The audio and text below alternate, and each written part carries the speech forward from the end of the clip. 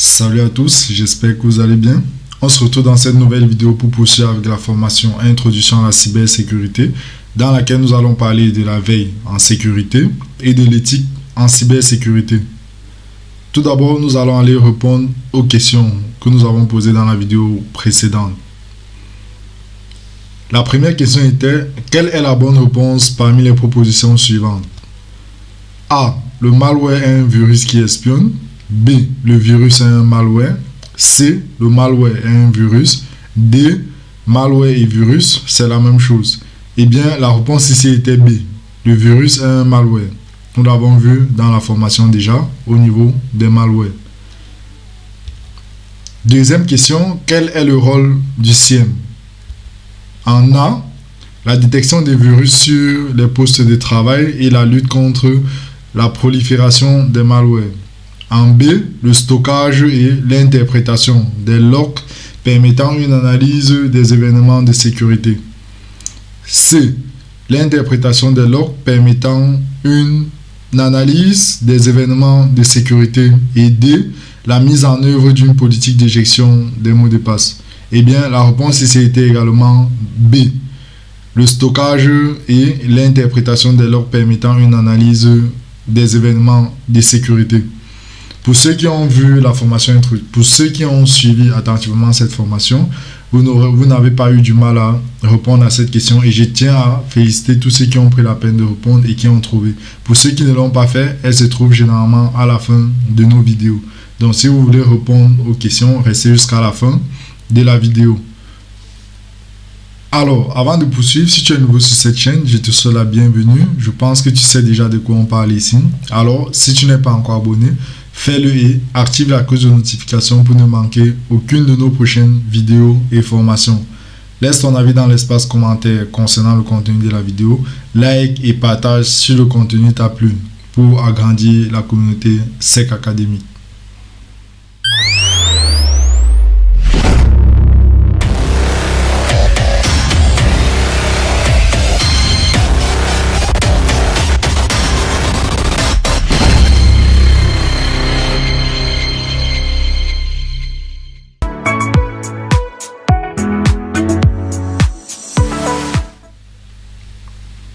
Alors, comme nous l'avons dit en introduction, nous allons commencer par la veille en cybersécurité. Tout d'abord, nous allons définir la veille sur les cybermenaces. La veille sur les cybermenaces permet tout simplement de mieux connaître les attaquants, leurs motivations, leurs techniques et méthodes de disséminer les informations cruciales aux équipes concernées afin de protéger les éléments critiques de l'organisation. Donc, dans cette partie sur la veille en sécurité, nous verrons comment mettre en place et de manière efficace un processus de veille en sécurité. Nous allons diviser cela en 3 catégories et nous allons commencer par découvrir quelques bonnes pratiques générales. Si vous regardez les veilles dans le monde de la recherche, du sport, de la finance, l'immobilier, le domaine médical ou même d'autres domaines dont je n'ai pas cité ici, vous pouvez constater que 3 grandes directives reviennent constamment. Tout d'abord, le fait de s'informer. C'est très important de s'informer lorsqu'on veut faire une bonne veille en général. Donc, vous devez suivre des flux d'informations dont la provenance, la pertinence ou la fréquence reste à définir en fonction de vos objectifs. Dans le contexte de la cybersécurité, vos interrogations devaient être les suivantes. Dois-je me former à une thématique particulière ou encore acquérir une connaissance générale? Quels sont les périmètres qui entrent dans le cadre de ma veille? Des projets auxquels je voudrais ajouter des indicateurs en termes de sécurité.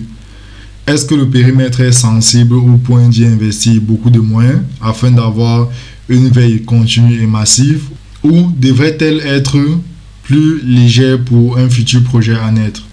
Donc voilà les questions que vous devez vous poser. Ensuite, nous avons l'inscription de vos recherches dans un processus continu. Vous devrez impérativement planifier un processus régulier sur le modèle PDCA, qui signifie Plan, Do, Check, Act en anglais, et en français, ça veut dire planifier, déployer, contrôler et agir. Vous avez juste le schéma à ma gauche. Donc, vous avez vu, j'ai fait un schéma qui illustre ce plan-là, donc le PDCA. Vous l'avez juste à gauche de l'écran. Si vous ne faites pas cet effort, votre processus de veille sera délaissé et ne pourra ni s'améliorer ni s'adapter à vos besoins. Et pour terminer, nous avons l'analyse de l'information. C'est aussi une étape très importante pendant une veille. Il ne s'agit pas d'avoir des informations pour le plaisir d'en avoir. Elles doivent apporter une valeur pour votre équipe et se traduire en action. Donc vous devez toujours vous demander ceci. Si une information n'implique pas nécessairement pour moi ou pour mon équipe une prise de décision, est-elle vraiment pertinente? Si ce n'est pas le cas, vous laissez complètement l'information. C'est inutile de le partager avec vos collaborateurs. Et notez qu'une bonne veille met en œuvre des techniques d'acquisition, de stockage et d'analyse d'informations. Le but est que ces informations soient transmises rapidement aux acteurs concernés et cela reste un véritable challenge, notamment dans de grandes entreprises. Je vais à présent vous présenter un exemple de quelques étapes clés d'une veille technologique réussie. Tout d'abord, nous avons le cadrage. Celui-ci a pour objectif de limiter le périmètre de l'étude pour mieux maîtriser. On notera les étapes suivantes. Faire un état des lieux. Il est nécessaire de faire un audit de l'existence afin de déterminer les coûts, démontrer la légitimité de votre projet et calculer le ROI. ROI ici signifie retour sur investissement. Le deuxième point ici est respecter les étapes du projet de veille. Donc ici, vous devez définir tout ce qui doit être comme les objectifs, les thématiques à aborder.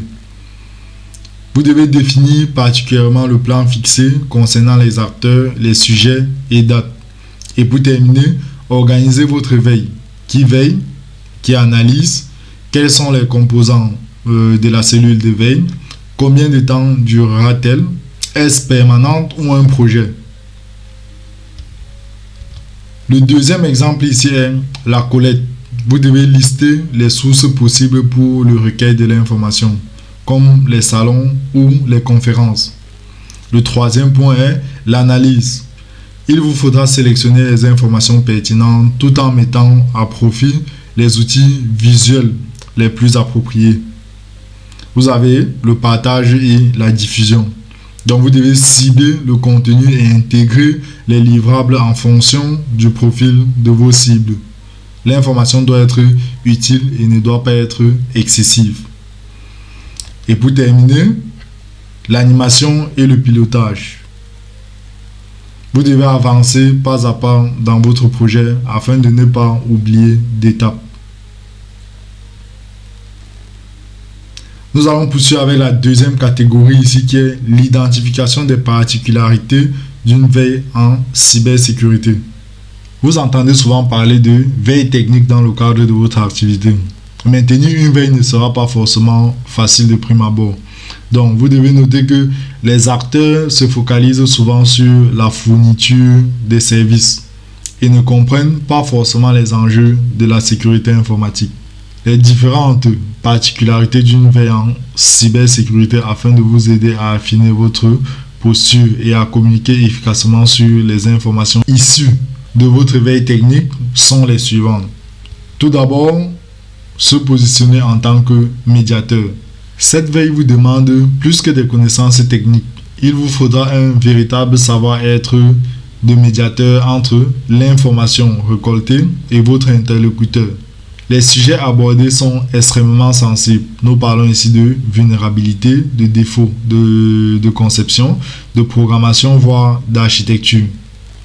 Le deuxième point est s'adapter aux situations et aux interlocuteurs.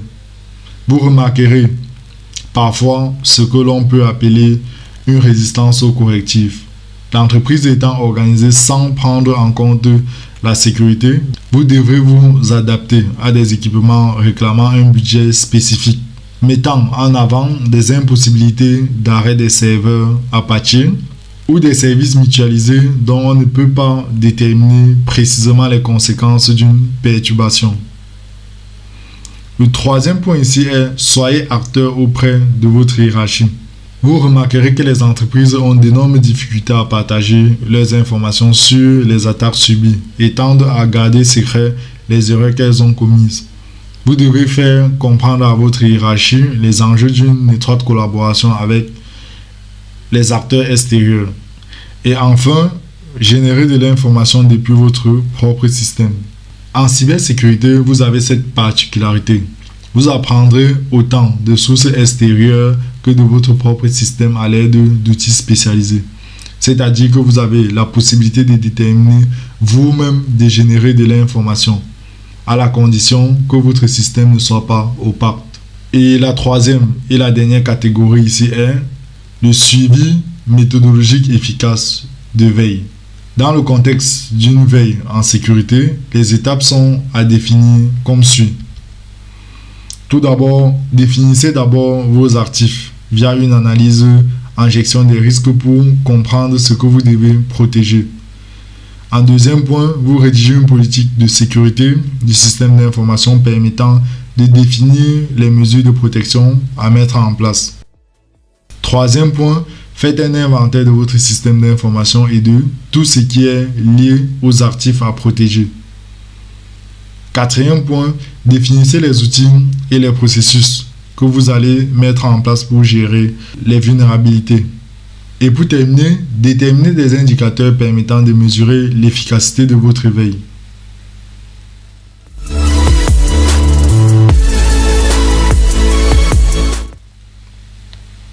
Nous allons poursuivre avec la deuxième partie de cette vidéo qui est l'éthique en cybersécurité. Tout d'abord, l'éthique est une réflexion sur les valeurs qui orientent et motivent nos actions. En d'autres termes, c'est une branche de la philosophie qui s'intéresse au comportement humain et plus précisément à la conduite des individus en société. Donc nous allons subdiviser également cette partie en deux sous-parties et nous allons commencer par l'aspect juridique lié à la cybersécurité. Afin de se protéger contre les attaques, les professionnels de la cybersécurité doivent avoir les mêmes compétences que les attaquants. Je l'ai dit déjà dans cette formation et aussi dans la formation introduction au hacking, autant pour moi. Donc pour ceux qui n'ont même pas encore commencé cette formation-là, donc je vous invite déjà à aller regarder cette formation. Toutefois, les professionnels de la cybersécurité exercent leurs compétences dans le cadre de la loi, regroupées ici en trois catégories. La première catégorie est le droit international et cybersécurité qui est un domaine en constante évolution. Les cyberattaques ont lieu dans le cyberespace, un espace électronique créé, entretenu et détenu par des entités publiques et privées. Il n'y a donc pas de frontières géographiques traditionnelles dans le cyberespace. Et pour compliquer le tout, il est beaucoup plus facile de masquer la source d'une attaque dans le cadre d'une cyberguerre que dans une guerre conventionnelle. La société mondiale débat encore actuellement aujourd'hui sur les meilleures façons de gérer le cyberespace. Le deuxième point ici est l'aspect juridique lié aux entreprises. La plupart des pays ont mis en place des lois sur la cybersécurité que les entreprises et les organisations doivent respecter. Donc, si vous consultez un peu les lois de votre pays, vous remarquerez qu'il y a déjà des lois qui sont établies pour la cybersécurité. Donc, si vous êtes arrivé à ce niveau de la vidéo, mettez juste dans les commentaires, je vais consulter les lois en cybersécurité de mon pays. Donc, vous mettez 2 points et puis vous citez votre pays. Là, on va voir ceux qui sont réellement arrivés ici. Donc, dans certains cas, si vous enfreignez alors les lois sur la cybersécurité dans l'exercice de votre travail, l'organisation peut être punie et vous pourriez perdre votre emploi. Donc, c'est très important de connaître les lois en cybersécurité de son pays. Dans d'autres cas, vous pourriez être poursuivi, condamné à une amende ou éventuellement terminé en prison. En général, si vous n'êtes pas sûr qu'une action ou un comportement soit illégal, présumez qu'il ne l'est pas et ne le faites pas. Vérifiez toujours auprès des services juridiques ou des ressources humaines de l'organisation. Donc, nous allons passer au troisième et au dernier point ici qui est l'aspect juridique personnel. Au travail ou à la maison, vous pouvez avoir la possibilité et les compétences nécessaires pour pirater l'ordinateur ou le réseau d'une autre personne. Notez que la plupart des hackers laissent des traces qui permettent de remonter jusqu'à eux. Donc, faites très attention et soyez responsable de vos choix. Donc, pour terminer cette partie sur l'éthique en cybersécurité, nous allons parler de l'aspect éthique lié à la cybersécurité. Pour illustrer cela, nous allons partir d'un exemple. On va supposer ici que vous êtes pentester et que vous avez effectué un audit dans l'entreprise dans laquelle vous travaillez actuellement. Vous découvrez pendant l'audit que l'un de vos amis est responsable d'une fuite de données. Donc, mettez pause et puis vous répondez dans les commentaires. Qu'est-ce que vous faites dans cette situation? Si c'est fait, les questions dont vous devez vous poser sont les suivantes. Votre action est-elle conforme à la politique de votre entreprise? Serait-ce acceptable si tout le monde dans l'entreprise prenait cette mesure? Est-ce légal? Votre action sera-t-elle favorable à votre entreprise et à ses parties prenantes?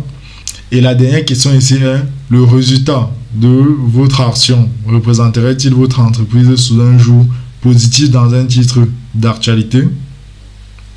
Donc, on a deux réponses possibles jusqu'ici.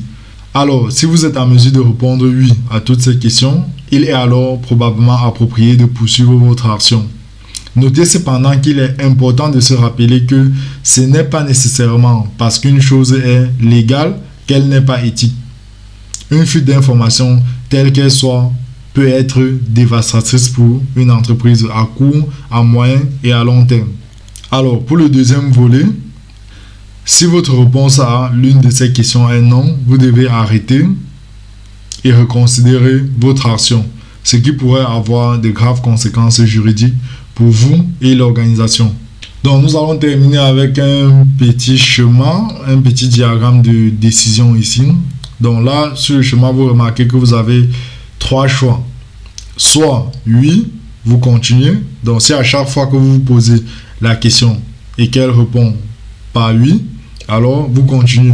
Si l'ensemble des 5 questions répondent par oui, alors votre décision semble respecter le code éthique même. Mais si déjà vous avez des doutes, vous devez attendre. Si vous hésitez, vous attendez et puis vous pouvez consulter votre responsable ou le service juridique afin de voir si l'action est légale ou pas. Et si c'est non, vous arrêtez immédiatement. Donc vous avez 3 choix possibles. Donc vous pouvez mettre pause pour essayer de lire les questions et de mieux comprendre le schéma.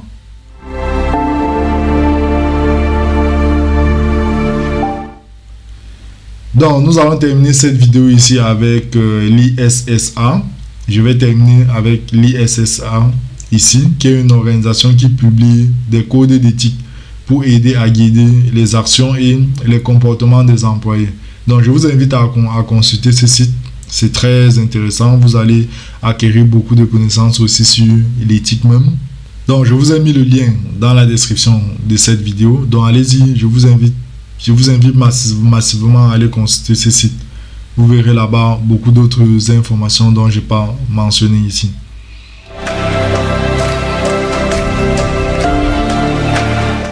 Nous allons terminer avec les questions comme d'habitude.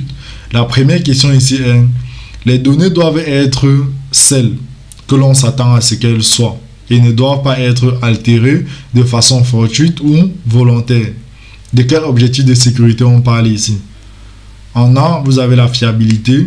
B, vous avez l'intégrité. C, vous avez l'authenticité. Et D, vous avez l'efficacité. Donc, vous allez répondre dans les commentaires comme d'habitude. Pour la deuxième question, parmi les mots de passe suivants, lequel ou lesquels vous semblent plus efficaces à casser? Plus difficile, autant pour moi, plus difficile à casser. Donc, en A, on a de 1 à 6. B, on a barbe, barbare, intègre. En C, on a anticonstitutionnellement. Bon, on va y arriver. Anticonstitutionnellement.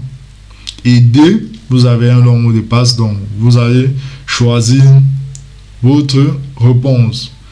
La question 3 est: afin de vous aider à protéger votre vie privée, vous devez envoyer tous vos identifiants et vos mots de passe à la SEC académique. Vous avez 2 réponses possibles. A, oui, la SEC académique est la plus honnête des entreprises. B, non. Une entreprise honnête ne vous demandera jamais vos mots de passe. Et pour terminer, La question 4 ici, en cas de cyberattaque, quel est le risque dont les conséquences sont les plus imprévisibles? En A, vous avez le risque opérationnel. En B, vous avez le risque juridique. Et en C, vous avez le risque d'image. Donc, j'attends vos réponses dans les commentaires concernant toutes ces questions. C'est très important de répondre aussi parce que j'ai un peu... Qu'est-ce que j'ai fait ici? J'ai un peu résumé la formation avec ces 4 questions-là. La formation jusqu'ici, avec ces 4 questions du moins. Donc, comme je l'ai dit en tout début des vidéos, si tu es nouveau sur cette chaîne et que tu n'es pas encore abonné, abonne-toi. Si le contenu t'a plu, like, laisse ton avis dans l'espace commentaire. C'est très important. Ça nous permet de nous améliorer également sur le contenu. N'oublie pas de partager pour soutenir et agrandir la communauté SEC académique.